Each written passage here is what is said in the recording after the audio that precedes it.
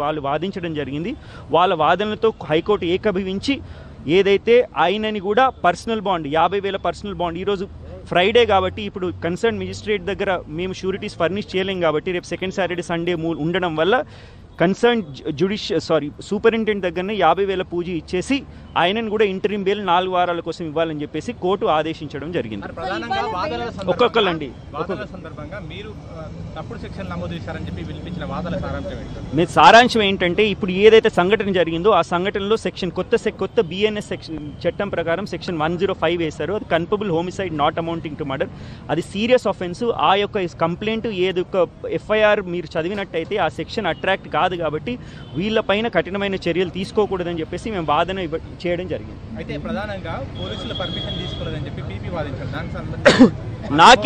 నా కేసు వచ్చేసరికి నేను ఏదైతే థియేటర్ ఓనర్ని థియేటర్ యొక్క యాజమాన్యాన్ని రిప్రజెంట్ చేసినాను కాబట్టి ప్రాసిక్యూషన్ అంటే పోలీస్ వారి వాదన ఏంటంటే ఈ షోని ఏదైతే ప్రీమియర్ షోని 4th 5th రోజు చేసే కంటే ముందు మేము పోలీస్కి ఎటువంటి ఇన్ఫర్మేషన్ ఇలే అని చెప్పేసి అది ప్రధానమైన ఆరోపణ మా పైన. కానీ నేను గౌరవ హైకోర్టు దృష్టికి తీసుకొచ్చింది ఏంటంటే 4th రోజు ఏదైతే night premiere show 5th morning early morning shows ఏవైతే ఉన్నాయో అవి గవర్నమెంట్ పర్మిషన్తోనే గవర్నమెంట్ మెమో ఇష్యూ చేసింది కాబట్టి ఆ మెమో ఆధారంగానే మేము షోస్ చేయడం జరిగింది. ఒకటి రెండు రోజుల ముందే అంటే 2 డిసెంబర్ 2024 నాడు మన ఏసీపీ చిక్కడపల్లి గారికి రిప్రజెంటేషన్ ఇచ్చినాము. ఆ రిప్రజెంటేషన్లో స్పష్టంగా ఏం చెప్పినామంటే ఇందులో ప్రధానమైన హీరోలు ఉన్నారు. అల్లు అర్జున్ ఉన్నాడు, రష్మిక ఉంది, ప్లస్ విఐపీస్ కూడా ఈ షోని చూడడానికి రాబోతున్నారు కాబట్టి మీరు అడిక్వేట్ అంటే సిబ్బందిని మీరు ప్రొవైడ్ చేయాలని చెప్పేసి మేము రిప్రజెంటేషన్ ఇచ్చినాము. ఆ రిప్రజెంటేషన్ ఏసీపీ గారు కూడా అక్నాలెడ్జ్ చేస్తున్నారు.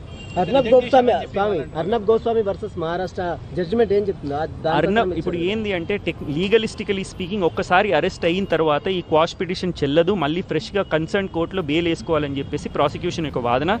మా వాదన ఏంటంటే హైకోర్టు సుప్రీంకోర్టు జడ్జిమెంట్స్ ఉన్నాయి. ఒక వ్యక్తి అరెస్ట్ అయిన తర్వాత కూడా క్వాష్ పిటిషన్లో కూడా ఇంటరిం బెయిల్ తీసుకోవచ్చు అని చెప్పేసి సుప్రీంకోర్టు చెప్పడం జరిగింది.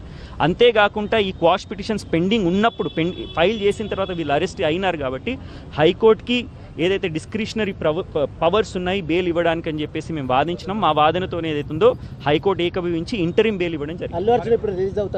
Allu Arjun plus A1 A2 ఎవరైతే థియేటర్ యాజమాన్యం ఉన్నారో ఇప్పుడు ఏదైతే హైకోర్టు గౌరవ న్యాయమూర్తి గారు ఇప్పుడు ఆర్డర్ డిక్టేట్ చేసిన తర్వాత అది అక్కడ కన్సర్న్డ్ ఎవరైతే సూపరింటెండెంట్ ఉంటాడో ఆయన కమ్యూనికేట్ చేయడం జరుగుతుంది. వాళ్ళు పర్సనల్ పూచీలు ఇచ్చిన తర్వాత ఈరోజు రిలీజ్ అవుతారు. అందులో ప్రముఖ హీరోలకు సంబంధించి ఒక జడ్జిమెంట్ కూడా వాదన సందర్భంగా నిరంజన్ రెడ్డి గారు అది షారుఖ్ ఖాన్ ఒక సెకండ్ అండి. షారుఖ్ ఖాన్కి సంబంధించి ఆయన ఒక జడ్జిమెంట్ ఇవ్వడం జరిగింది. మేమేమంటున్నామంటే 2 ఉంటాయంటే ప్రథమంగా నా వాదన ఏంటంటే ఇది కల్పబుల్ హోమిసైడ్ కాదు, మా అయితే ఇది నెగ్లిజెన్స్ అవుతుంది. అంటే culpable homicide not amounting to అది ఏదైతే సెక్షన్ వాళ్ళు అప్లై చేస్తున్నారో ఆ సెక్షన్లో 2 ఇంగ్రీడియంట్స్ ఉంటాయి. నాకు ఇంటెన్షన్ ఉండాలి చంపేందుకు, నాలెడ్జ్ ఉండాలి వాళ్ళు చనిపోతారని చెప్పేసి ఆ 2 నాకు లేవు కాబట్టి అట్ ద మోస్ట్ నెగ్లిజెన్స్ అవుతుందని చెప్పేసి నేను వాదన ఇవ్వడం జరిగింది. షారుఖ్ ఖాన్ కేసులో ఏదైతుందో నెగ్లిజెన్స్ కూడా ఉండదు అని చెప్పేసి ఇంతకుముందు గుజరాత్ హైకోర్టు ఇవ్వడం జరిగింది. అవన్నీ బండి సంజయ్ కూడా వాళ్ళు ప్రాసిక్యూషన్ అని చెప్పినారు వాళ్ళ తరఫు నుంచి. ఇది వేరే కేసు ఉంది, బండి సంజయ్ కేసు అని చెప్పినారు. హైకోర్టు బేసికలీ ఏంటంటే అర్నబ్ గోస్వామి కేసు యొక్క ప్రిన్సిపల్ని చేసుకుంటూ మోస్ట్ ఇంపార్టెంట్ ఈ క్వాష్ పిటిషన్ ఎప్పుడు వస్తాం మేము హైకోర్టుకి. క్వాష్ పిటిషన్ అంటే ఒక ఎఫ్ఐఆర్ కంప్లైంట్లో కానీ మనం ఆరోపణలు చదివినట్టయితే కేసు లేదు అని చెప్తేనే హైకోర్టు క్వాష్ చేస్తుంది. ఈ కేసులో ఏదైతే సెక్షన్స్ పెట్టినారో కఠినమైన సెక్షన్స్ పెట్టినారో ఆ సెక్షన్స్ ఏదైతుందో ఈ కేసుకి సరైన అంటే ఈ సెక్షన్ అట్రాక్ట్ కాదని మేము వాదన ఇచ్చినాము. ప్రైమా ఫేసే అంటే అది ఫస్ట్ ఇన్సెన్స్ హైకోర్టు ఏకీభవించింది. 2 వారాల తర్వాత ఏదైతుందో మళ్ళీ కేసుని వాయిదా వేయడం జరిగింది. 2 వారాల తర్వాత తదుపరి ఏదైతుందో విచారణ జరుగుతుంది. అవునండి, ఇప్పుడు రిలీజ్ అవుతారు. 4 వారాలు